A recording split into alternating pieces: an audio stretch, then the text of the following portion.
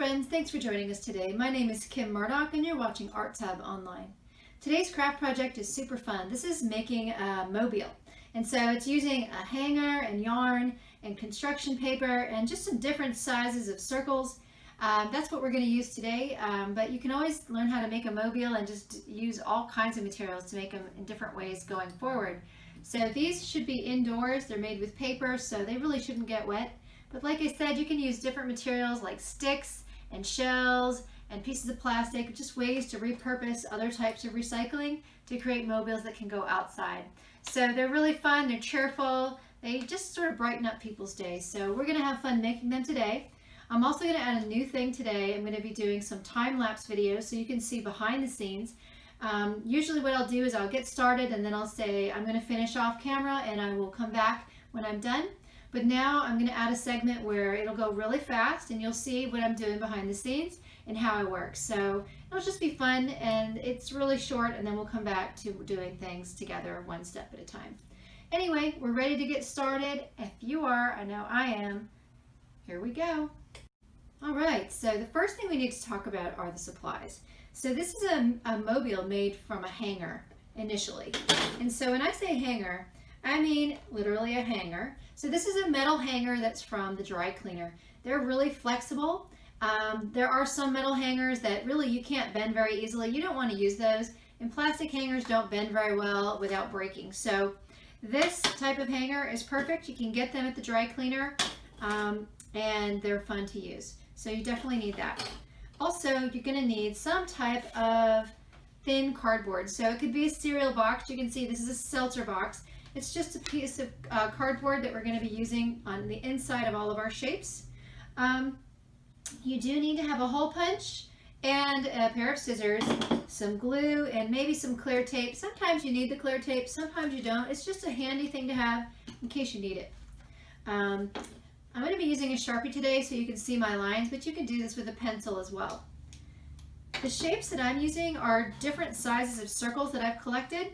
And so you could use different shapes, like if you have like the lid of a Nestle's Quick, for example, is more of like an oval. If you want to use a shape like that, that's fine.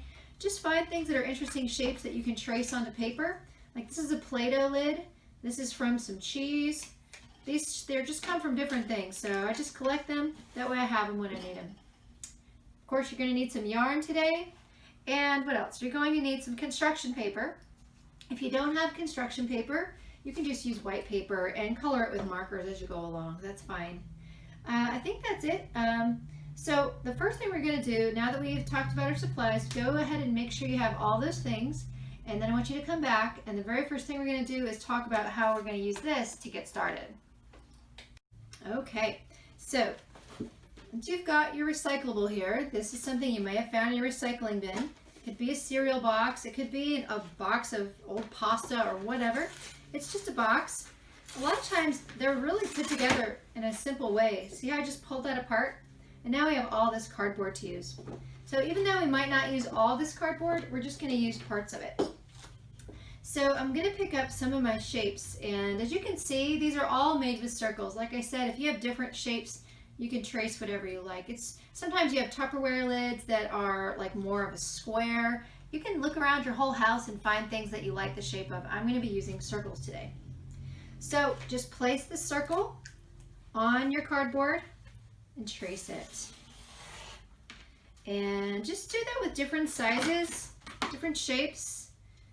I'm going to go ahead and just make sure that I'm using pieces that I know will work with my cardboard today.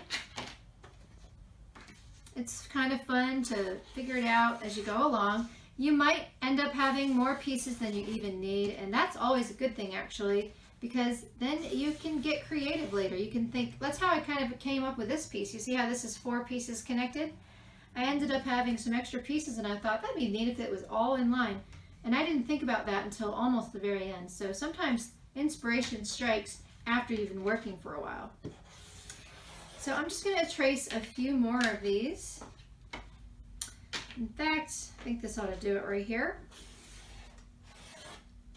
Okay, so I'm not going to fill up the entire thing. You don't have to either. I'm going to save the other half of this for another project and on another day. So what I recommend is cutting this first, because this is going to make your life a lot easier. So I'm going to carefully hold this, and I'm going to cut off this big piece that I don't need for today. Put it over here. I'll use it another time. But then it really will help you if you just cut these into pieces. So for example, now I have one circle on one piece. So this will take me a moment. It won't take too long, but I just wanted you to know that this is a step that will really help. So go ahead, cut those out, and when you're done cutting them out, I want you to actually cut around the circle and cut those out. So, almost ready. There we go. All right, so you see how I now have one circle on each piece of cardboard? Now I'm just going to take my scissors and start cutting around my lines. Now guys, sometimes it's hard to cut through cardboard. It just depends on how thick it is. That's why cereal box cardboard, or like a box from pasta or seltzer water, they're thin cardboard. It should be thin enough for you to cut relatively easily. If it's really hard, just ask your parents for help. So I am going to cut the rest of these off camera. I'm not going to do a time lapse of this because this is just cutting circles out of cardboard. What I am going to do a time lapse of is when I'm putting all the colors on all my shapes. So for now, you should be cutting out your circles as well, and when I come back, we'll do the next step.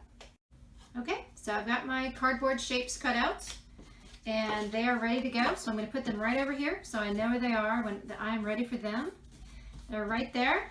I'm going to put my circles out of the way. It's always good to keep your workspace kind of neat as you move along, especially with this project. When we get into the paper, it gets really messy.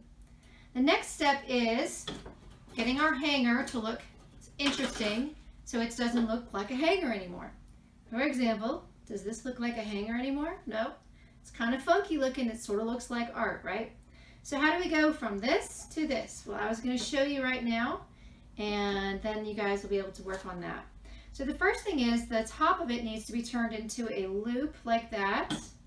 So this should be relatively easy for you to do because this metal is very soft. So you see how I just kind of bent that like that and turned it into a loop, okay? The next thing I want you to do is push down to create more of a triangle, and then you're going to push in, then it's like a diamond, right? But then I want you to just start to bend it into sort of a circle shape. And this is easier to do when you kind of hold it down on the table. If it's hard for me to hold it up and show you. My nose is itching today. So I'll just hold it up in a minute when I'm done. So this does not need to be a perfect circle. It just needs to be a basic circle. And it just takes a little bit of bending and pressing to kind of get it in that circle shape. So there we go. Got a basic circle right here. All right. So what I want you to do after you get the basic circle, you see how this is kind of in a funky shape? So you need to bend it so you have places to hang your yarn from so your shapes can hang, okay? And what you need to think about with this type of thing is balance. So if you can hold your shape on your finger like I'm doing right here, you see how it hangs straight, how this piece is straight up and down? That means that it's balanced, that it's equally heavy on the right as it is on the left. So that just takes a little bit of practice and time. And what I just want you to do is just have a little bit of fun with it. There's no exact right or wrong way to do this. But what I do is I just kind of start bending it like this. See, it's kind of started. And then I'll kind of bend it back the other way. And each one should be a little different. They don't need to be exactly the same. See how these are different? They're just cool in and of themselves, really. But this one has what it takes because it hangs straight up and down. So that's pretty cool. I think I'm going to leave it like that. I like that. It's different. Somehow it kind of looks a little bit like a cowboy hat in some kind of weird way. Anyway, so now we have two of these. I'm going to put my extra hangers aside. We don't need those right now. And I am going to use this one in a little bit. But for now, what we need to do is work on the shapes and the colors. So before we start, I just wanted to show you that we are going to be doing geometric shapes today.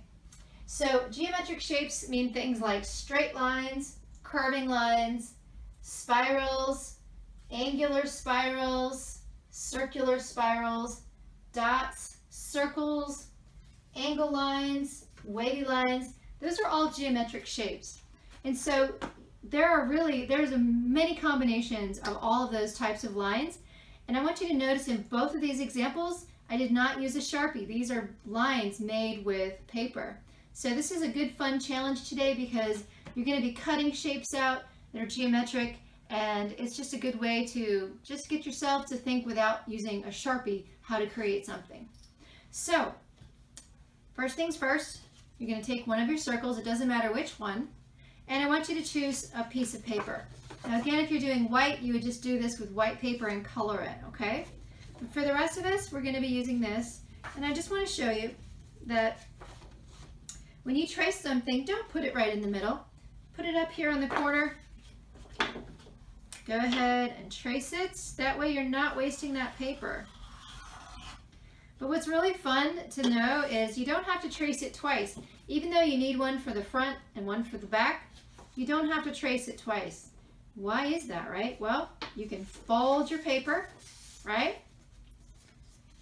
And you can take your scissors and cut off the piece that you're going to use the circle on. See how I did that? Saving the other piece for another day. And then I'm just going to cut one time on my Sharpie line that I drew.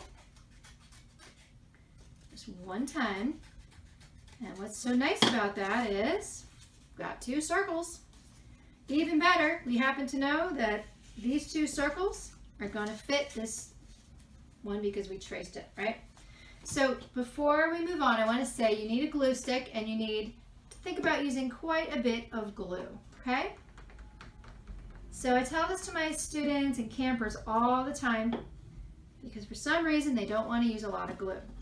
But you need to use enough glue to make sure that what you're sticking on stays on, okay? Not one little bit of glue. You need a lot of glue. So go around several times. My glue stick is falling apart, but that's okay. It still works. And glue them together. So now I have a circle that has blue on both sides, and I can still see the edge of that cardboard. If that bothers you, just use your scissors and trim it. You don't have to see it. If it doesn't bother you, you can leave it there. It's up to you. So I'm just going to trim this just a little bit so it's nice and neat. And I'm going to flip it over and trim it a little bit more, just a little. And there we go. All right. So, oops, I need to trim it a little bit more. So now I've got a circle and I need to think about some geometric shapes. I'm going to close my glue stick so it doesn't dry out. So all of these have different things on them, but they all have a lot in common. So I want you to think about colors that stand out. Like this is yellow and green, this is purple and orange, blue and pink, green and yellow. So you want contrasting colors, right? So I'm going to go ahead and I think that yellow would be a really good color to contrast against my blue. But look how big this piece of paper is. It's way too big. So I'm going to fold it in half. Okay. And then I'm going to cut on that line where the fold was, and I'm going to put half a piece back. That way I can use that another day. Still too big? Same idea. Fold it again, trim it, put that extra piece back on the pile. Now you have a piece that's about the right size, okay? So what I'd like you to do is think about the geometric shapes. Now some people may need to draw them with a pencil. It's okay if you have to, you can draw them first, but just think about the geometric shapes. So I want to do some curving lines. So here's some curving lines right here. So what I want to do is I'm going to start cutting some lines out of paper that curve. And it's really a good challenge to do that. So if you can do it without drawing it, that is a good way to practice. So now I have some curving lines. They don't have to curve as much as this example on my drawing here, but I just want you to know that that's a curving and they're fun to put on. So, whoops, my glue stick keeps on messing up. Now the good news is, as an artist, you can always be a creative problem solver. See, I just solved my problem. I used my pencil to get my glue out. I'm going to use my glue, and I'm going to stick this on. And I'm going to use a little bit more and put this one on. And just one more, and then I'm going to get a new glue stick. Whew, sticky fingers, that's okay. All right, so I just want to show you, even though my circle is blue, I've put 3 big yellow lines on here. See how big they are? That is just fine. If you want them to be smaller, you can make them smaller. You can also do the old haircut thing, which is where you just trim off the edges. But when you have curving lines on a circle, it's kind of neat because it makes it look a little bit three-dimensional, makes it look a little bit rounded, so it's kind of fun. So that's just the beginning. I'm going to do something to the back of this as well. Each shape you should have different designs and different colors. It's a really great challenge. I am going to do the next segment of this video in time lapse. It's going to be really fast. It's just for you to see behind the scenes, to understand how to work, like, you know, just different colors, just to see what I do. But you should be working along on your own as well, thinking of colors and shapes and patterns that you want to see on your mobile. So if you are ready, we're going to get started right now.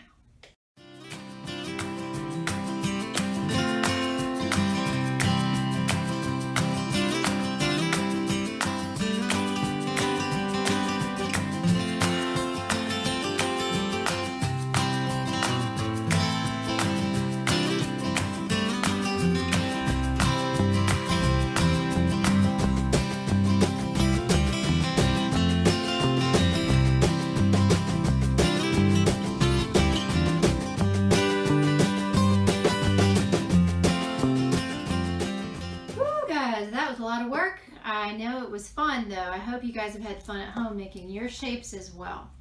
So you can always add to these if you want to, but for example, I'm going to say that these are done. So I've just worked on my shapes here. See, there's another cool thing you can do. You can put them together. It's just fun to do, guys. So the next step is to poke a hole in these using your hole puncher. And then we're going to start talking about how to put them on your hanger, okay? So first of all, the hole, you're going to use your hole puncher. Just make sure it's not too close to the edge wherever it is, because if it's too close to the edge, it could rip or it could tear, so you don't want that to happen. So definitely put it a little bit away from the edge. And you also have to decide how you want it to hang, so which part you want to be hanging. Like, for example, if I want these stripes to go horizontally, I need to put my hole right here. But if I want them to hang vertically, I would have to put it here. So all I'm saying is decide where you want things to be and poke those holes. You may need your parents' help. It's a little bit difficult. All right, so the next thing I'm going to do is I am going to, just for the sake of this video, I'm going to hang this up on my wire here, which is actually just yarn. And what I want to show you is how it looks when it's hanging. Now at home you might not have this type of thing to hang on, so just keep it going like this. So you'll attach them on the table, you hold it up, you'll look at how it looks. The whole thing about a mobile is balance. So if you have things that are heavy on one side, you have to have something to counterbalance it on the other side, so it's not leaning or lopsided. So we're going to do that, and I'm going to be doing that on time lapse as well. But what I want to show you before we do that is just think about your yarn, and you can always make it shorter later. So it's not a bad thing to use a pretty long piece of yarn. You're going to tie one end over here on your piece. You're going to put that yarn through the hole. See how I did that? And trim it. That way it is ready. So go ahead and put yarn on all of your pieces. Do that, and then when you come back, I'll have this hanging and I'll show you how to put it all together. See you in a minute.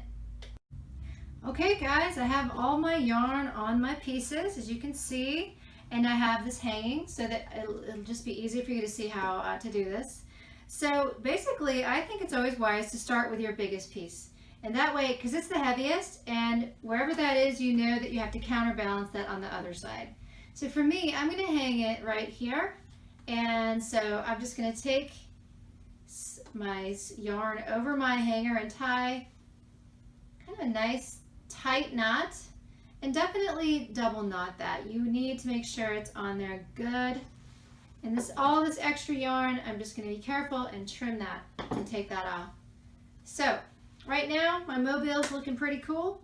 What I want to do is think about adding some more pieces. So this is where you just kind of have to figure it out on your own, as in meaning like, where do you want them to be? Like, which piece do you want in which place? And just think about making them different lengths so they can be longer or shorter. They are going to be just kind of dangling like these are. And when it's time for you to hang this up in your house, you can have a nice piece of yarn like I do at the top of this, or you can hang it from a light fixture like a chandelier. You could hang it from a hook or something like that. There's different ways to hang these up, and they're all good ways.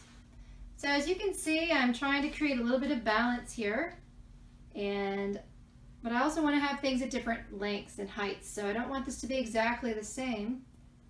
It makes it more interesting if there's variety, so I hope you will experiment with that. What's really great about this is if you feel like, man, I don't like that one there anymore, all you gotta do is untie the knot or cut it off and add another piece, and you can just have it any way you want to. So I'm going to add this little cool piece right here. It's kind of my special piece in my opinion. I like that. I'm going to hang that right in the middle, and I'm just going to have to play with it until I figure out exactly how to do that. So I'm going to have that right there. There we go. So I think that looks good, but I also think it's kind of short, so that's what I mean. Like if you feel like it's not quite right, just untie that knot or cut it off if you need to. Just do whatever you need to do. This piece is giving me a little bit of trouble there. So, like I said, if you need to, just cut it off.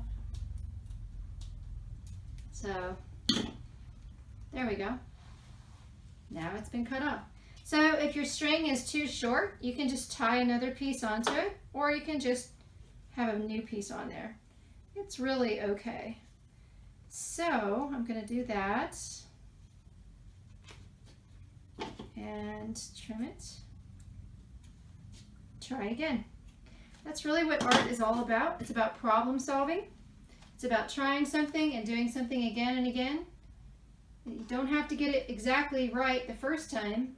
You do have to at least have your thinking cap on though, so you can think about it and say, well, what could I do to make that more the way I want it to be? And that's really important. As an artist, that's a very important thing. Being willing to think about your mistakes and say they're not really mistakes, because I can always turn them into something I do like. All right, so this is looking pretty good. I have one more piece to add, and because this is sort of right in the middle, I'm going to go ahead and add this one over here. Again, it's about balance, and it's really just to make you feel like it looks good to you. So however you want to, it is completely up to you. All right, guys, these are fun. They just kind of dangle and wiggle and look really cool. I think they're just great. I hope you enjoyed this. I know I did. And after this, I'm going to tell you what's next for next week. All right, friends, that was really fun. I enjoyed that. I hope you did. So you can make these mobiles as many times as you want. Put them in a place. They're just really cheerful to look at and fun. Next week, we're going to make another craft. We're going to be using recyclables, as always. I haven't decided what it is yet, so it'll be a surprise to you and me both. But it'll be fun, and I hope to see you then. See you next time.